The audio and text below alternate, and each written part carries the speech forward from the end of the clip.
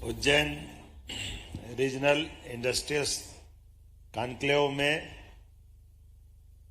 हमारे बीच एक ऐसे शख्स मौजूद हैं जिनके पहनावे से भारतीयता की सुगंध आती है और मूल रूप से हम तो विक्रमादित्य की नगरी के लोग हैं। और विक्रमादित्य काल की विशेषता ये हमने केवल सुनी कि उनके नवरत्न होते थे और नवरत्नों के अपने अपने गुणधर्म देखो तो वो दुनिया में आज भी उस नाते से एक विशेष सम्मान से दुनिया उनको देखती है। महाकवि कालिदास घटकर पर एक से एक बढ़ करके काल के प्रवाह में नरेंद्र मोदी जी के भी अपने मंत्री इसी नाते से पहचाने जाएंगे, ये लिख के दे सकता हूं।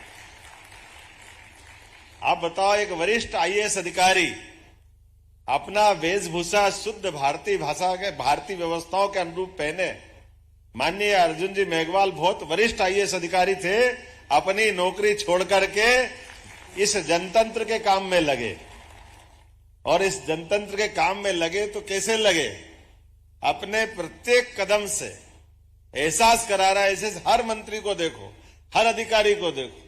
कभी कल्पना कर सकते अजीत डाभोल 10 साल हो गए थे नौकरी छोड़े और 10 साल बाद वापस लाए और सुरक्षा सलाहकार बनकर के दुनिया में एहसास करा कि भारत और भारत की ताकत क्या है। यह एहसास हो रहा कि नहीं हो रहा? आराम से जयशंकर प्रसाद से पूछा गया कि आप ये रसिया से तेल खरीद रहे हो और अमेरिका से बात कर रहे हो, ये कैसे संभव है? तो उन्होंने कहा मोदी है तो ये एहसास कोई करा सकता है क्या? ये मैजिक जो चल रहा है। अब आप उस पे बोले ही नहीं है। आपने कहा कि न्याय संहिता को बदल करके, दंड संहिता को बदल के न्याय संहिता स्थापित की। कानून अंग्रेजों के हिसाब से जब कानून बनाते तो वो दंड देकर के अपनी ताकत का एहसास कराते थे। हमारे यहां तो हजारों साल से, और ये विक्रमादित्य का विक्रमोत्सव का 3रा दिन है। विक्रमादित्य के कई गुणों के कारण से विक्रमादित्य जाने जाते थे। तो विक्रमादित्य न्याय परंपरा के लिए सबसे बड़ा मापदंड स्थापित करते आए। और मूल रूप से माननीय अर्जुन जी मेघवाल जी से विक्रमादित्य विषय को चर्चा हुई लेकर के, तो आपकी भी वो अभी चूंकि आपने समय कम है और उनको दूसरे कार्यक्रम में भी जाना, वहां बोलना है, तो वहां का समय ले लिया। लेकिन विक्रमादित्य के उस गुण से प्रभावित होकर के हमारी न्याय के मापदंड और उसका प्रतिमान भी बदला। आपने कहा कि आंख बंद करके कोई तराजू लेकर के न्याय करने में कभी सक्षम नहीं हो सकता। आंख की पट्टी खोलने का काम भी मोदी है। तो ये जो आंख की पट्टी बांध करके कोई न्याय होता है क्या? ये काला कानून, और कितनी पिक्चरें देखी थी अपन ने पुराने जमाने में।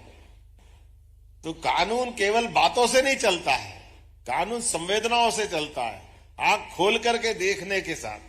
और हमारे यहां तो आंख भी अलग अलग मानी गई है। आंख तो खुलेगा लेकिन ज्ञान चक्षु उसके और भी पीछे देख रहा है। ये जो हमारी परंपरा है, जिसके कारण से भारत हजारों हजार साल से जाना जाता है। एक बार पूरे मंच का अभिनंदन करें। मेरे एक और मित्र यहां बैठे मंत्री हैं, गौतम टेटवाल जी, आपका भी अभिनंदन है।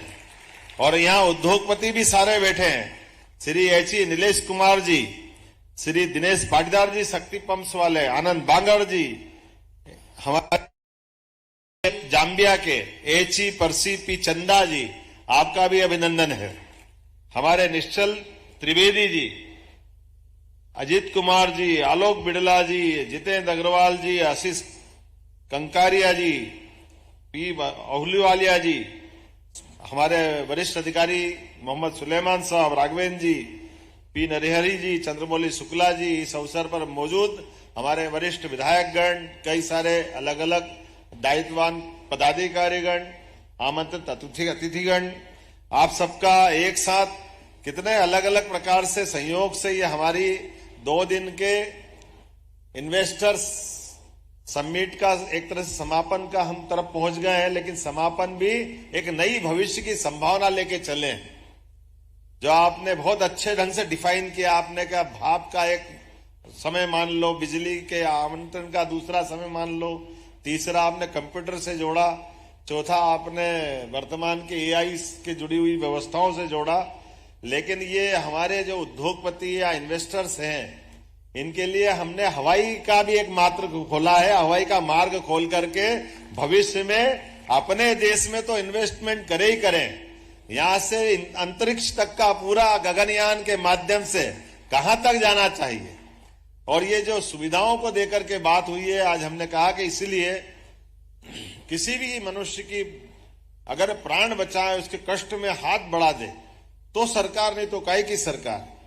मैं जानता हूं विक्रमादित्य का एक गुण यह भी था कि उनके सामने ऐसे कई मौके आए, बहुत सारी कथाएं चलती है, लेकिन व्यक्ति के लिए अपने प्राण को हथेली में रख करके सहजता के साथ उसके साथ सामने पहुंच जाए।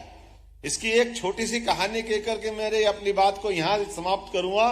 विक्रमादित्य और राजा भोज दोनों के किस्से ऐसे मानते कि विक्रमादित्य ने जो जीवन में किया है, बाद के काल में हर राजा विक्रमादित्य बनना चाहता था कि मैं विक्रमादित्य के समान, जिसने पुरुषार्थ, पराक्रम और अपनी कुछ उपलब्धियां हासिल की, वो अपने आप को विक्रम के समकक्ष मानता है। तो हमने सबने पाठ्यक्रम में पढ़ा है, राजा भोज ने बहुत सारे प्रकार से अपने जीवन में बड़ी बड़ी उपलब्धि हासिल की। 10 प्रकार के उनके गुण थे। उनकी पुस्तकें आज भी भोजपत्र में उनके लिखे गए सभी संदर्भ ग्रंथ सहित उपलब्ध है। तो विक्रमादित्य के उस सिंहासन से जोड़ करके वो कहानी मानी जाती है कि विक्रमादित्य के सिंहासन पे बैठने जब राजा भोज जाते हैं तो 19वीं पुतली उनका कहती कि आप विक्रमादित्य के समान इस सिंहासन पे बैठना चाहते हैं तो आप बहादुर हैं, आप अपने युद्ध कौशल में दक्ष हैं, शस्त्र और शास्त्र का ज्ञान है, लेकिन बताओ विक्रमादित्य की तरह आप आमने सामने सेनाएं खड़ी होगी और सामने आमने की सेना में आपको युद्ध जीतना है, किसी कारण से युद्ध हारना नहीं, क्योंकि हारना विक्रमादित्य जानता नहीं। तो आप किस जगह पे खड़े होकर के युद्ध करोगे कि आप युद्ध जीतो और आप अपने उस युद्ध के जीत का आनंद भी लो। विक्रमादित्य के उस तरीके से सोचने में राजा भोज ने कहा कि मैं आपकी बात समझता हूं कि अगर आमने सामने की सेना खड़ी है और सेना भी बड़ी संख्या में है और युद्ध मुझे जीतना है, तो मैं कहां, उन्होंने कहा आप कहां खड़े होकर के युद्ध का नियंत्रण करोगे, संचालन करोगे। तो पुतली से राजा भोज सोच समझ के जवाब देते कि देखो भाई, मैं युद्ध में जाऊंगा तो युद्ध जीतने का आनंद भी लेना है, और ये जो हथियार होते हैं ये सैनिक और राजा में फर्क नहीं करते, तो स्वाभाविक रूप से मुझे वहां खड़ा होना पड़ेगा कि युद्ध में मेरे सैनिक मुझे ठीक से देख भी सके ताकि उनका हौसला बना रहे। और दूसरा कि युद्ध मुझे जीतना है तो मैं इस स्थिति में भी जाऊंगा कि जब मैं किसी भी स्थिति में दुश्मन के किसी हथियार का मेरे पे कोई असर नहीं होना चाहिए, ऐसी स्वाभाविक रूप से डिस्टेंस भी रखूंगा और फिर युद्ध का संचालन करूंगा। उन्होंने कहा हो गया काम खत्म। बोले क्यों? बोला आप विक्रमादित्य का स्थान नहीं ले सकते। तो उन्होंने कहा वही, कोई बात नहीं, आपकी बात मान लेता हूं, पर ये बताओ कि मेरे और विक्रमादित्य में क्या अंतर है? क्या विक्रमादित्य इतना बुद्धिमान नहीं है कि वो ये सारी बातों का विचार करे? बोले नहीं, विक्रमादित्य वो बुद्धिमान तो है जितना आप बता रहे हो, लेकिन आपसे भी आगे वाले हैं। तो आगे वाले कैसे हैं? बोले फर्क इतना ही है, विक्रमादित्य ने कहा कि जन्म के बाद मौत कितनी बार आती है? मौत एक ही बार आती है। और जैसे आपने कहा कि मैं यहां खड़ूंगा तो मरूंगा और यहां खड़ूंगा तो नहीं मरूंगा, ये खड़ा होने का जो आपने अंतर कर लिया, इसका मतलब है आपके अंदर डर आ गया, और जहां डर है वहां विक्रम हो ही नहीं सकता, जो निडर है वही विक्रमादित्य हो सकता। ये हमारे लिए कितने बड़े बड़े उदाहरण है, कितने बड़े बड़े अलग अलग प्रकार के संदर्भ हैं जिनके माध्यम से हम सारी बातों को अपने जीवन में भी अंगीकार कर सकते, धारण कर सकते। आज के इस अवसर पर चूंकि हम जहां हैं ये महाकाल की नगरी, और महाकाल की नगरी को समझने के लिए महाकाल क्या होते हैं इसको समझना है तो हमको थोड़ी सी दूसरी ढंग से बात समझना पड़ेगी। समय और प्रलय, काल की नगरी, महाकाल की नगरी। ऐसा कहते कि सृष्टि का प्रारंभ हमारी इस चतुर्युग की प्रारंभ के साथ होता है। सतयुग, द्वापर, त्रेता, कलयुग, ये चारों की चतुर्युग मिला के 64,000 साल की होती है। और 64,000 साल की जिस चतुर्युग में चारे युग के प्रारंभ के बाद फिर क्या होता है? तो जब तक ये संसार सृष्टि है तब तक समय है। जैसे ही समय समाप्त होगा ये सृष्टि समाप्त हो जाएगी। ना सूर्य, ना चंद्र, ना तारे, ना ब्रह्मांड की व्यवस्था, ये सब नष्ट होंगे, प्रलय आएगा। उस प्रलय में ऐसा कहते हैं कि जब प्रलय आता है तो सृष्टि के निर्माता कौन है? ब्रह्मा जी। और ऐसा माना जाता कि ब्रह्मा जी उस समय सोते हैं, तो फिर जागता कौन है?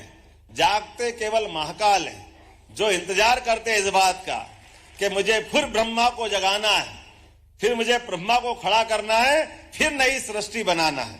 तो ये जो आपके माध्यम से उद्योगों की जो श्रृंखला चलती है, कमोबेश उस ब्रह्मा जी के द्वारा किए गए काम की एक लघु रूप में आपको लाती है, जो इस संचार को चलायमान व्यवस्था बनाए रखने के लिए वित्तीय प्रबंधन के आधार पर हरेक के जीवन में खुशहाली आए, हर भूखे को अन्न मिले, हरेक के जीवन में कहीं न कहीं संसार में आपस की मनुष्यता स्थापित हो। इसीलिए उद्योग निवेश को सरकारें प्रोत्साहित करती है। मेरी अपनी ओर से इस अच्छे आयोजन की बधाई। बहुत बहुत धन्यवाद। बहुत बहुत धन्यवाद माननीय मुख्यमंत्री जी, एक नए भविष्य, एक उज्जवल भविष्य के लिए सभी को यहाँ पर प्रोत्साहित करने का।